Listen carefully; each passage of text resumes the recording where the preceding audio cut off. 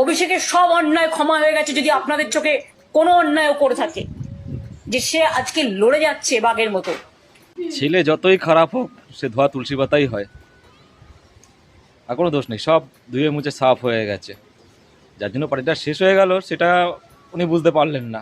তাদের যেতে হয় যান, যা পড়ে থাকবে সেটাই আমার সোনার খনি। যারা সেটিং করে ওয়াশিং পাউডার নির্মা হচ্ছেন বা বিজেপি ওয়াশিং মেশিন হচ্ছেন, আগে নাকি তারা ছিল চোর আর এখন হয়ে গেছে সাধু পুরুষ।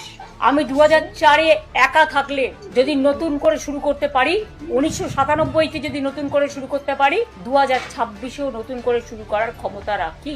এইটুকু জোর আমার আছে। আর তৃণমূলের যারা সোনার খনি, যারা ভোগ করেনি, যারা ত্যাগ করেছে, বুথ প্রেসিডেন্ট, ব্লক প্রেসিডেন্ট, জেলা প্রেসিডেন্ট, বিএলএ, যারা কোনোদিন এমপি হয়নি, এমএলএ হয়নি, কাউন্সিলর হয়নি, পঞ্চায়েতের মেম্বার হয়নি, জেলা পরিষদ হয়নি, কিন্তু তারা রক্ত দিয়েছে, তারা না খেয়ে মিছিল করেছে, মিটিং করেছে, অনেককেই নেতারা